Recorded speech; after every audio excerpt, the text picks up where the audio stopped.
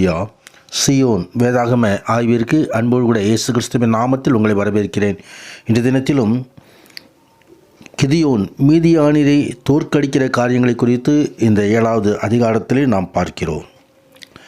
இதோ கிதியோனாகிய எருபாகால் அவளோடு இந்த ஜனங்கள் எல்லோரும் ஆரோத் என்னும் நீரூற்றண்டையில் வந்து பாளையம் இறங்கின பொழுது அங்கு பெரிய ஒரு மீதியானியர்கள் கடல் மணலுக்கு ஒத்த விதமாய் அங்கே பெரிய பாலங்களை ஒட்டகங்களுக்கு எண்ண முடியாது, அவ்வளவு மிகப்பெரிய ஒரு படையாய் இருக்கிறது. ஆனால் ஆண்டவராய் தேவன் எல்லாவற்றையும் பார்த்து கொள்கிறார்.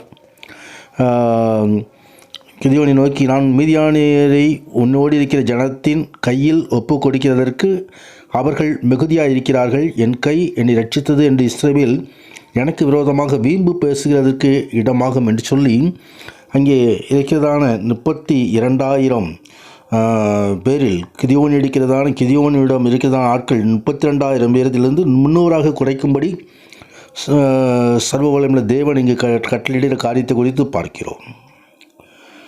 இதில் தேவ பிரசன்னமும் செயல்பாடுமே தம்முடைய மக்களுக்கு வெற்றியை தரும்.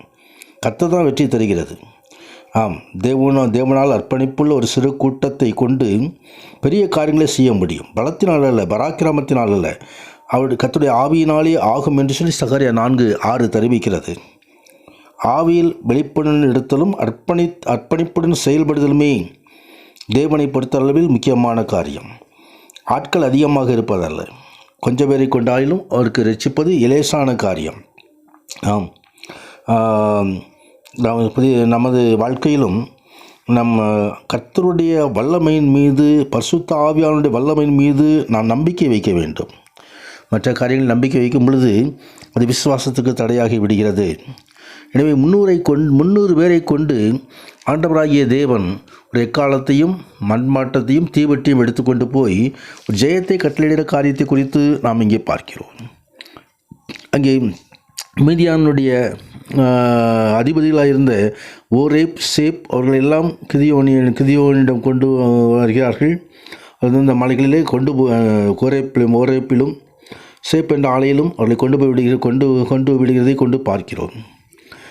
தொடர்ந்து கிதியோனுடைய ராஜா சேபாவுக்கும் சல்முனாவுக்கும் செய்த காரியங்களை குறித்து 8வது அதிகாரத்திலே அங்கே கொடுக்கப்பட்டிருக்கிறது.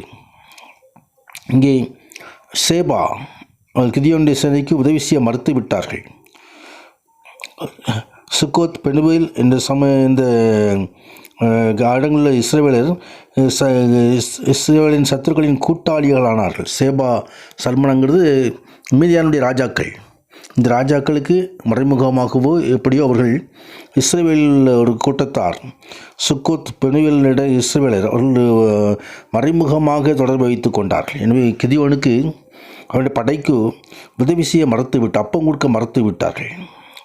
எனவே அவர்களிடம் கிதியோன் கெஞ்சி கொண்டு இருக்காமல் தொடர்ந்து முன்னேறி செல்வதை குறித்தும் பார்க்கிறோம். சேபாவின் மீதும் சல்மனாவின் மீதும் ஆண்டவராகிய தேவன் அவர் கிதியோனுக்கு ஜெயத்தை கட்டளையிடுகிறார். அதே போல் அங்கே இருக்கிறதான இந்த ஒரு பெனிபேலுடைய மக்கள் ஒரு பெரிய கோபுரத்தை கட்டி வைத்திருந்தார்கள். அந்த கோபுரத்தையும் இடித்து விடுகிறதையும் இந்த அங்கே இருக்கிற கிதியோனுக்கு விரோதமாக சொன்ன அந்த ஜனங்களுக்கு, சுக்கோத் பலதாக்கியுள்ள ஜனங்களுக்கு ஆண்டவர் செய்த காரியத்தையும் குறித்தும் நான் இங்கேயும் பார்க்கிறோம். அதேபோல் தொடர்ந்து கிதியோன் ஒரு ஏபோத்து செய்து ஜனங்கள் அந்த ஏபோத்துக்கு முக்கியத்துவம் கொடுத்து விடுவதை குறித்து, ஏபோத்து என்பது ஒரு ஆசாரியன் அணிகிறதான ஒரு மேலாடை, அதேபோல் செய்து அது ஒரு கன்னி ஆயிற்று என்று சொல்லி எழுதப்பட்டிருக்கிறது. ஜனங்கள் இதை விக்கிரகமாக மாற்றிவிடக்கூடாது. கர்த்தருக்கு உள்ள காரியத்தை கர்த்தருக்கு கொடுக்க வேண்டும். தொடர்ந்து கிதியோனுடைய மரணத்தை குறித்து வேதம் தெரிவிக்கிறது. 40 வருடங்கள் ஆண்டவர் சமாதானத்தை கட்டளையிட்டார். தொடர்ந்து 9வது அதிகாரத்திலே கிதியோன் மரணத்துக்கு பிறகு கிதியோனுக்கு 70 குமாரர்கள் இருந்தார்கள். அதுகூட ஒரு மறுமனையாட்டின் குமாரன் அபிமெலேக்கு என்று பெயர். 70 பேரையும் கொன்று தான் ராஜாவாக வேண்டும் சொல்லி ஆண்டவர் இது நியாயாதிபதிகள் வைத்திருக்கிறார். ஆனால் இந்த அபிமெலேக்கு தான் ராஜாவாக வேண்டும் என்று சொல்லி முயற்சித்து கடைசியிலே அவனுடைய அழிவை நாம் பார்க்கிறோம். ஒரு ஸ்திரீயினால் துருகத்திலிருந்து ஒரு கோபத்திலிருந்து ஒரு மெந்திரக்கல்லின் ஒரு பகுதியை போட்டு அவனை கொன்று விடுகிறதை,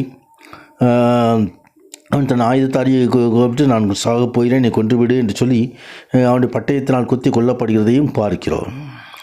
அபிமெலேக்கு செத்து போனான். அங்கே 70 பேரில் ஒரு குமாரன் மாத்திரம் யோதாம் மாத்திரம் மீதி இருந்தான்.